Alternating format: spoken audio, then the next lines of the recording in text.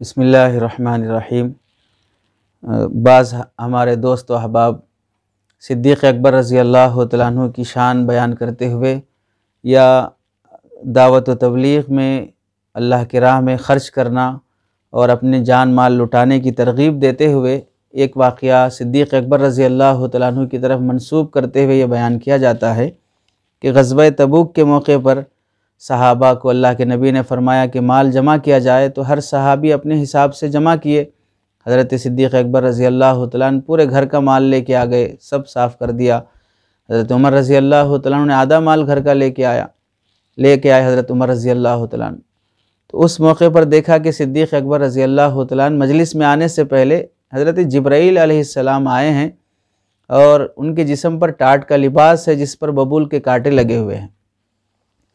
تو آپ نے تعجب سے پوچھا کہ یہ کیسا لباس ہے، فرشتوں والا لباس تو نہیں ہے؟ تو حضرت جبرائیل علیہ السلام نے فرمایا کہ آج صرف میں نے بلکہ آسمان پر سارے فرشتوں نے یہی لباس پہنا ہے اور اللہ کا حکم ہے کہ سب یہی لباس پہنے۔ وجہ کیا ہے؟ پتہ چلا کہ صدیق اکبر رضی اللہ تعالیٰ عنہ آ رہے ہیں اور ان کے پاس کوئی لباس نہیں ہے، سارا مال انہوں نے اللہ کی راہ میں لٹا دیا ہے اور کپڑے نہ ہونے کی وجہ سے ٹاٹ کا لباس پہنے اور اس پہ ببول کے کانٹے لگا کے آ رہے ہیں۔ زمین پہ صدیق جو کپڑے پہنے، آسمان پر سارے فرشتے وہی کپڑے پہنے۔ اور اللہ تعالیٰ پوچھتے ہیں صدیق اکبر رضی اللہ تعالیٰ عنہ سے کہ اس حال میں کہ اللہ نے تمہیں دولت دی تھی اور وہ سب کچھ خرچ ہو گئی اور حال یہاں تک پہنچا کہ تمہیں ٹاٹ کا لباس اور ببول کے کانٹے لگانے پڑے، کیا تم اس حال میں بھی اللہ سے راضی ہو؟ اللہ ان سے پوچھ رہے ہیں، اللہ انہیں سلام سنا رہے ہیں۔ تو آپ علیہ السلام نے صدیق اکبر رضی اللہ تعالیٰ عنہ سے پوچھا، تو صدیق اکبر رضی اللہ تعالیٰ عنہ کی آنکھوں سے آنسو آ گئے اور روتے ہوئے فرمایا کہ میں رب سے کیسے راضی نہ ہوں، میں اپنے رب سے کیسے راضی نہ ہوں۔ 3 مرتبہ آپ نے ارشاد فرمایا۔ تو دیکھیے صحابہ سے یہ واقعہ حلیۃ الاولیاء میں لکھا ہوا ہے، تاریخ دمشق میں لکھا ہوا ہے، تاریخ ابن عساکر میں اور تاریخ بغداد میں لکھا ہوا ہے، مختلف کتابوں میں، عربی کی بھی مختلف کتابوں میں یہ واقعہ تاریخ کی کتابوں میں لکھا ہوا ہے۔ لیکن تحقیق کی روشنی میں محدثین نے اس واقعے کی جو حقیقت بیان کی ہے وہ یہ ہے کہ یہ واقعہ جھوٹا ہے، من گھڑت ہے، موضوع ہے۔ اللہ کے نبی علیہ السلام سے اس طرح کی صدیق اکبر رضی اللہ تعالیٰ عنہ سے بات چیت، ٹاٹ کا لباس پہننا، فرشتوں کا ٹاٹ کا لباس پہننا، اس طرح کی کوئی بات ثابت نہیں ہے۔ چنانچہ اس واقعے کے متعلق علامہ ذہبی رحمۃ اللہ علیہ نے واقعے کے راوی علا بن عمر الحنفی الکوفی کے تذکرے میں لکھتے ہیں کہ اس واقعے کو اس شخص نے جھوٹ بول کر گھڑا ہے اور اس راوی کے جھوٹا ہونے کا حکم انہوں نے لگایا ہے۔ اور ایسے ہی ابن جوزی رحمۃ اللہ علیہ فرماتے ہیں کہ اس واقعے کا کمال جو ہے ھذا مما عملت ہو ید الاشنانی، ایک راوی ہے اشنانی نام کا، اس نے یہ واقعہ گھڑا ہے۔ امام شوکانی لکھتے ہیں کہ یہ واقعہ موضوع ہے، رواہ الخطیب عن ابن عباس وہ موضوع فوائد المجموعہ فی بیان احادیث الموضوعہ۔ ایسے ہی ابن تیمیہ رحمۃ اللہ علیہ لکھتے ہیں کہ حضرت صدیق اکبر کا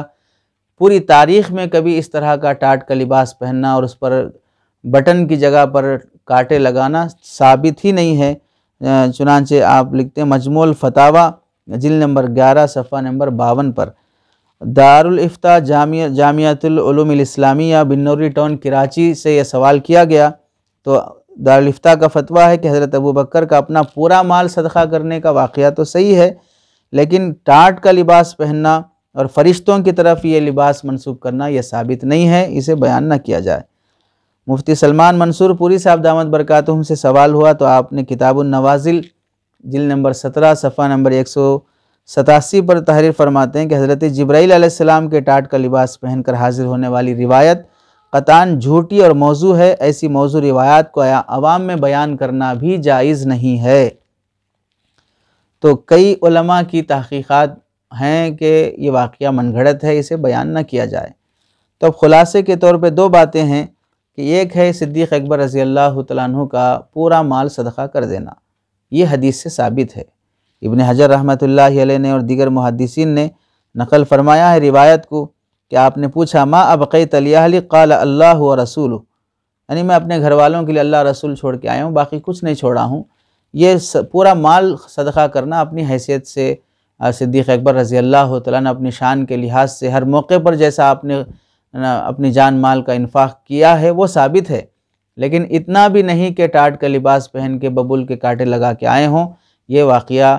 تاریخ شریعت کی روشنی میں، تحقیق کی روشنی میں ثابت نہیں ہے۔ اس لیے ایسے واقعے کو صحابہ کی طرف اور اللہ کے نبی کی طرف منسوب کر کے بیان کرنا درست نہیں ہے۔ اور ایک اہم چیز علامہ عبدالحی لکھنوی رحمۃ اللہ علیہ لکھتے ہیں کہ جھوٹے اور من گھڑت واقعات جو سماج میں چل پڑتے ہیں اس کی وجہ کیا ہے؟ ایک وجہ 6-7 وجوہات آپ نے لکھی ہیں الآثار المرفوعہ میں، ایک چھٹی وجہ اس میں لکھتے ہیں کہ نئی نئی باتیں اور لوگوں کو وہ چیزیں جو معلوم نہ ہوں اور ایسی عجیب عجیب باتیں، عجیب واقعات جس کا کوئی عام خطیب یا عام کتابوں میں وہ باتیں نہ ملتی ہوں، ایسا بیان کرنا اس وجہ سے ہوتا ہے کہ عوام سے داد تحسین حاصل کریں، تعریف حاصل کریں، کیا بات ہے، کیا بات ہے، کیا مزیدار بیان ہوا ہے۔ اس طرح کی باتیں لے کر اس میں خطیب اپنا مقام یا اپنی بات کا وزن حاصل کرنا چاہتا ہے۔ ظاہر سی بات ہے اللہ کے نبی کی طرف ایسی بات منسوب کرنا جو ثابت نہیں ہے، صرف اس نیت سے کہ بیان لچھے دار بن جائے، مزیدار بن جائے، اپنا ٹھکانہ جہنم میں بنانے کے مترادف ہے۔ اس لیے حضرت صدیق اکبر رضی اللہ تعالیٰ عنہ کی شان بڑی عالی ہے، آپ کے امت پر بڑے احسانات ہیں۔ آپ صدیق اکبر رضی اللہ تعالیٰ عنہ یار غار ہیں، یار مزار بھی ہیں، رفیق دنیا بھی ہیں، رفیق اخروی بھی، آخرت کے بھی رفیق ہیں۔ آپ کے کمالات بے انتہا ہیں۔ ایسے من گھڑت اور موضوع باتوں کی آپ کو بالکل ضرورت نہیں ہے۔ اس لیے اس واقعے کو جس درجے بھی خلوص کے ساتھ ہی کیوں نہ ہو بیان کرنے سے احتیاط کیا جائے، نہ بیان کیا جائے۔ موضوع باتیں ہیں، بولنے والے کی نیت عام طور سے اچھی ہوتی ہے، وہ کسی بری نیت سے واقعہ بیان نہیں کرتا ہے، لیکن جب یہ تحقیق سامنے آ گئی کہ واقعہ من گھڑت ہے، موضوع ہے، تو اب ایسے موقع پر ہمارا خلوص اسی میں ہے کہ ہم ایسے واقعے کو بیان نہ کریں۔